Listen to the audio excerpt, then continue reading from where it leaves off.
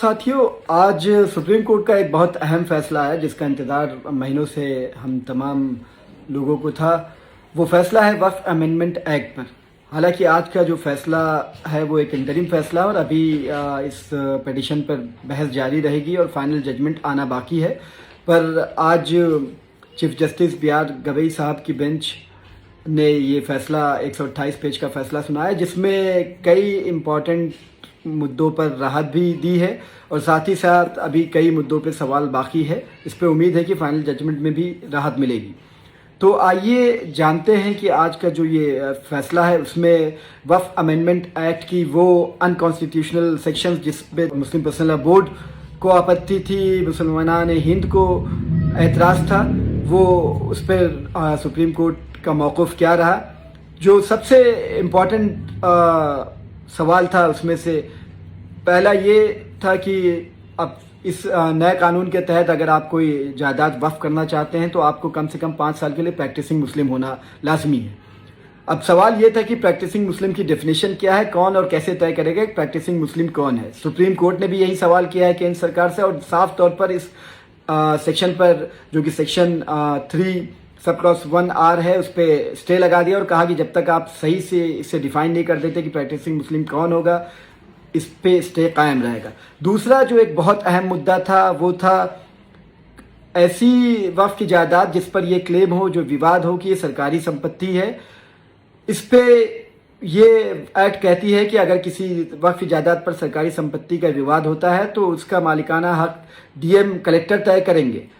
इस पर लोगों को बड़ा खदशा था, बड़ी बेचैनी थी। सुप्रीम कोर्ट ने साफ तौर पर इस सेक्शन को गैर आइनी करार दिया, अनकॉन्स्टिट्यूशनल करार दिया और section 3C sub clause 2, section 3C sub clause 3 sub clause 4 को स्टे लगा दिया और कहा है कि वक्फ एक्ट में ऑलरेडी सेक्शन 83 के तहत वक्फ ट्राइब्यूनल मौजूद है। अगर किसी वक्फ जायदाद पर किसी को कोई आपत्ति है, उसे वो सरकारी संपत्ति समझते हैं तो वक्फ ट्राइब्यूनल में अपील करें और वक्फ ट्राइब्यूनल का फैसला ही आखिरी फैसला होगा। तो जो मदाखलत होनी थी डीएम की जिसके तहत वो रिलीजियस कैरेक्टर को बदल सकते थे, वक्फ की प्रॉपर्टी को, वो उसके रेवेन्यू रिकॉर्ड्स में उसके रिकॉर्ड्स को तब्दील कर सकते थे, वो सरकारी संपत्ति का मालिकाना हक तय कर सकते थे, इन तमाम हुकूक को सुप्रीम कोर्ट ने छीन लिया। तीसरी बड़ी जो एक फिक्र की बात थी वो ये कि वक्फ बोर्ड में जो तमाम गैर मुस्लिम मेंबर बनने वाले थे, सुप्रीम कोर्ट ने हालांकि इसे स्टे तो नहीं दिया पर यह तय कर दिया है कि सेंट्रल वक्फ काउंसिल में जिसमें 14 मेंबर में से सिर्फ 4 गैर मुस्लिम मेंबर हो सकते हैं मैक्सिमम। स्टेट वक्फ बोर्ड में 11 में से मैक्सिमम 3 गैर मुस्लिम मेंबर हो सकते हैं और सीईओ को गैर मुस्लिम रखा जा सकता है पर हत्ता इम्कान ये कोशिश करनी चाहिए कि मुस्लिम सीईओ हो। तो ये 3 बड़ी राहतें दी हैं सुप्रीम कोर्ट ने। जो सवाल अभी बाकी हैं वो ये है कि जो लिमिटेशन एक्ट वक्फ एक्ट पर अब जारी होगा, ये एक बड़ी फिक्र की बात थी जिससे क्रोचर्स वक्फ की प्रॉपर्टीज़ को अपने कब्जे में कर सकते हैं। दूसरी बात थी एसआई मॉन्यूमेंट्स वक्फ एक्ट के तहत अब आने लगेंगे, वो अभी जारी है। SC ST की ज़मीन वक्फ के तहत नहीं आएगी, ये एक बड़ा सवाल था, इस पर अभी बहस जारी रहेगी। फाइनल डिसीजन में क्या होता है वो देखने वाली बात होगी। आखिरी पॉइंट जो एक बहुत इंपॉर्टेंट था वो रजिस्ट्रेशन की शर्त।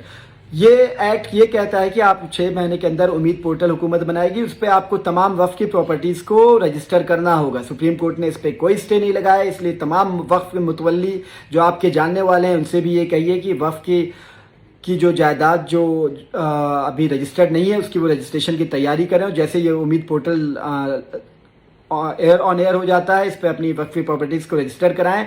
समय सीमा को सुप्रीम कोर्ट ने बढ़ाने की बात की तो वक्त रहेगा आपके पास रजिस्ट्रेशन के लिए। तो ये समरी थी आज के सुप्रीम कोर्ट के फैसले की। दूसरी बात, मुस्लिम पर्सनल लॉ बोर्ड ने इस फैसले पर अपनी मायूसी का इजहार किया है और कहा है कि ये फैसला इनकम्प्लीट और अनसेटिस्फैक्ट्री है, पर चूंकि अभी बहस मुबासा आगे जारी रहेगा, सुप्रीम कोर्ट में सुनवाई जारी रहेगी, तो हम उम्मीद करते हैं कि जो काबिल वकला हैं वो इस पर और अच्छी दलील और तैयारी से अपना पक्ष रखेंगे और इंशाअल्लाह हमारे हक में फैसला होगा। राष्ट्रीय उलमा काउंसिल भी इस मामले में मुस्लिम पर्सनल लॉ बोर्ड के साथ हैं, मुस्लिम पर्सनल लॉ बोर्ड की मुहिम के साथ हैं वक्फ अमेंडमेंट एक्ट के खिलाफ। और मुस्लिम पर्सनल लॉ बोर्ड चूँकि शरई मामले में हम हिंदुस्तान की सुप्रीम मिली बॉडी है, इसलिए जो वो फैसला करेंगे हम उस फैसले के साथ हैं। बहुत बहुत शुक्रिया।